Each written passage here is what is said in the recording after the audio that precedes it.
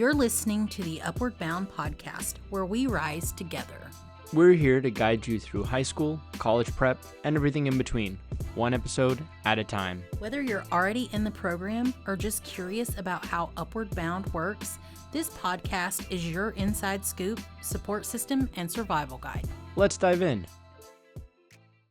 Today's guest is Adrian Burke.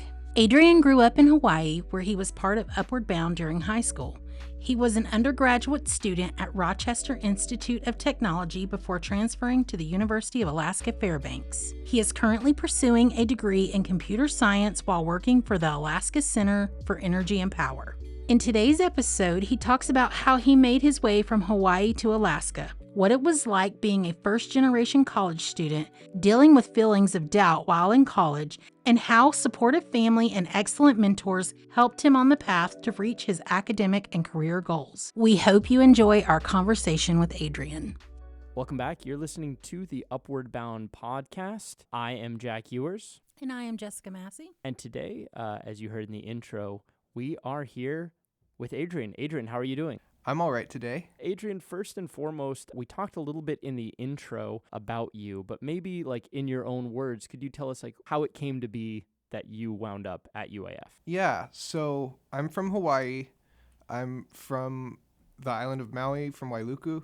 And the way that I ended up in Alaska, mostly it comes back to the Upward Bound program. I was in Maui Upward Bound in high school, and in 2019 I got the opportunity to come to UAF for a week during our summer program. I met a lot of people then who are my friends now, and that was just like kind of my introductory experience to UAF. I applied to Rochester Institute of Technology, and I chose to go there for my first year of college. In 2022, there was a joint summer program between Upward Bound Maui and Upward Bound in Alaska. And this time it was like a bigger collaboration. It was 25 students from each place, and in Alaska for a couple weeks, and then in Hawaii for a couple weeks as well. It was just a lot of really cool activities. I did a project related to energy with my group. So I got to go to UAF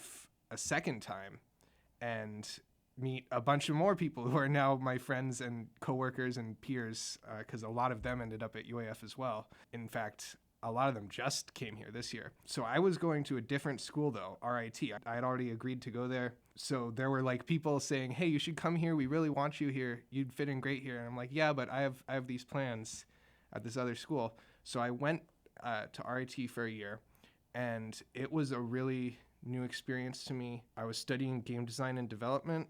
And one of my people who I had met, who was my mentor during the summer program in 2022, George Rising, he messaged me and he was like, hey, there's this internship going on right now at the Alaska Center for Energy and Power that you can apply for the summer of 2023. And I applied for it, and then I got it. And then at the same time, some of my friends from the summer program were saying like, hey, you should come here to UAF. We're having a really fun time here. It's cheaper than where you're going. And so I decided to just take that leap, and I applied to UAF, and I transferred. And so since fall of 2023, I've been a UAF student studying computer engineering, and I live with my best friend, and I have an awesome job at ASEP where I got to keep working after the internship, and it's just been pretty great. That's awesome. Maybe let's go back to that first leap that you made, going from high school to the college level. What was it like being the first person in your family to go to college? My family was definitely supportive because I did good in school when I was a kid. That was something my parents always kind of had in their head that I would be doing. And also just the people around me, both in Upward Bound and just my friends at high school. We all wanted to go to college and get a degree and learn a lot of things, and that then we can earn money and provide for our families and just bring that knowledge back to our community. And so I think that I kind of grew up in a community of first-gen college students, and that was really great because I don't think I had as much doubt because of that. I think that I was able to be more confident in making that decision to go to college. That's awesome. It just brings me to my next question. Did you face moments of doubt or imposter syndrome? I definitely did face moments of doubt.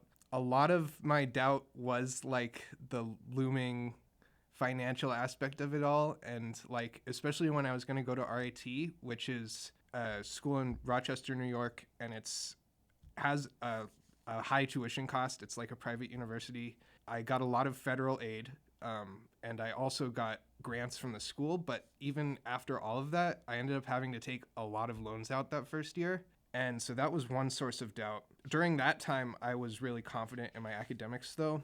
I have had doubts as well regarding like academics and being able to stay up with all my classes. And I've had role models that I can look to have gone through that. You mentioned there that there were, you had some mentors or people who helped you out during that initial transition period. So maybe talk a little bit more about that. Who were those people? Definitely the people who helped me kind of like point the way towards my future were like George, my mentor from the summer program, as well as Dane, who's my supervisor now. But as far as overcoming doubts, I think that actually Petey, my roommate, is someone who like struggled academically in his first year, and then after that he kind of started studying on his own terms and taking classes at a different rate, and he was the first one in our apartment to like go part-time with classes and then also working. And when you're a full-time student and you're just doing a lot of classes, it can feel really overwhelming because you're kind of like you're working on borrowed money, and so when you fail a class, it feels like your whole life is collapsing. But that kind of showed me that yes, it is important to pass your classes, but also you can take a longer path and get like work experience that's relevant to your field, and you can do undergraduate research, and you can do all these things while you're in college. You don't have to put the entire rest of your life and your like professional career on hold and try and sprint through college. There's a lot of different ways to do it, and that was something that I definitely learned that helped me.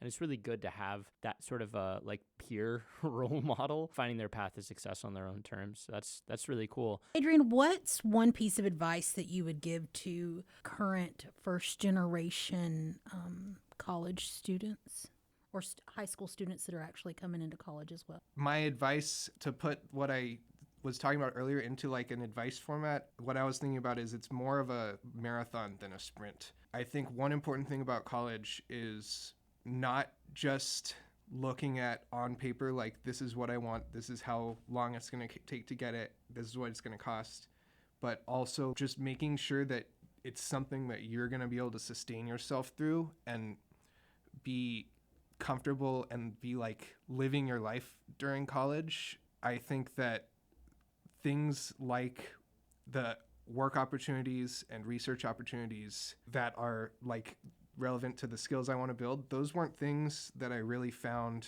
at RIT with my original plan, where I was just going to try and like, sprint through a degree and then get a job after that. I think that I've found a lot of really fulfilling experiences and projects by taking it slow and listening to the people who say like, you could really be useful doing this or that, not putting too much pressure on myself to just rush to a finish line that I set.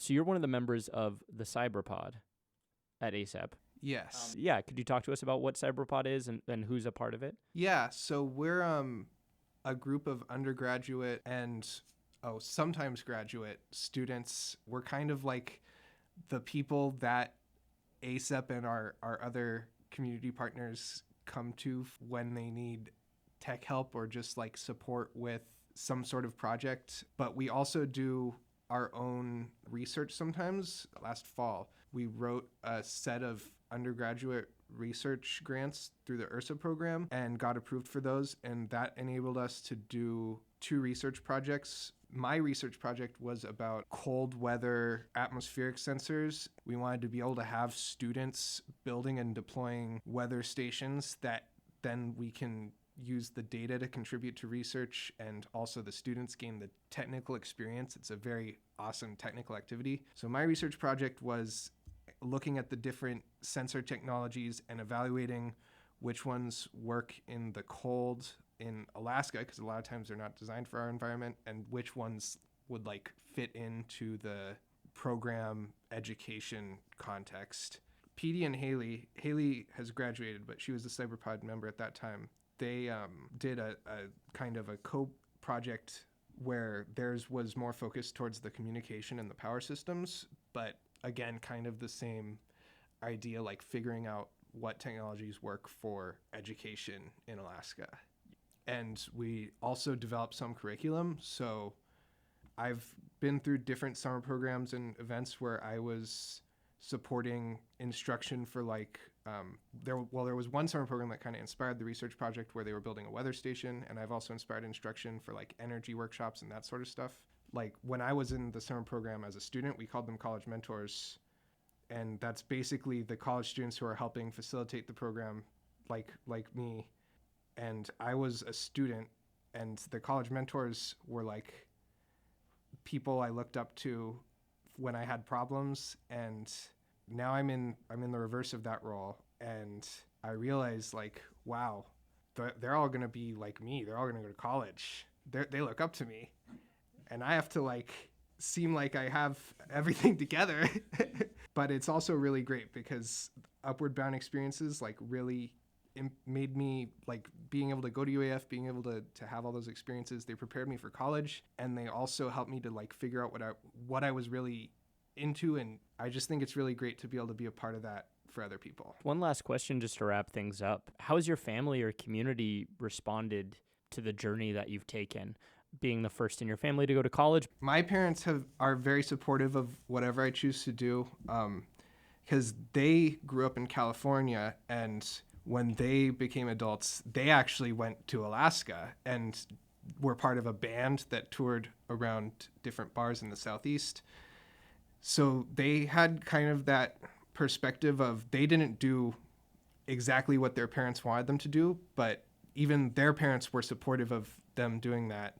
And so I think they're very like open-minded and supportive of whatever I want to do. Like they want me to get educated and have a good career, but they are also always like, if you want to transfer, if you want to take however many classes you want to take, we'll help you make it happen. You'll always have a place to come home to if you need to. I'm very lucky to have that they'll support me no matter what I choose to do. Well, thank you so much, Adrian, for taking the time and coming here to share your story with us. All the work that you do and helping support Upward Bound, we really appreciate having you on the team for the summer programs and look forward to working with you more in the future. Absolutely. Thank you. Yep, thank you. Thanks for joining us today on the Upward Bound podcast. We hope you heard something that inspires you, supports your goals, or helps you take the next steps towards your future. Be sure to subscribe to the show, share it with your friends, and stay connected with the Upward Bound community. Until next time, keep showing up, keep reaching out, and remember, you belong here. This has been the Upward Bound podcast, recorded on UAF's Trothieta campus. The podcast is produced by UAF Upward Bound staff. Special thanks to the College of Engineering and Mines, as well as UAF Student Media and KSUA 91.5 FM for additional production assistance. For more information about UAF Upward Bound, you can visit our website at uaf-ub.alaska.edu or email us at uaf-ubcontact@alaska.edu. That's uaf-ubcontact@alaska.edu.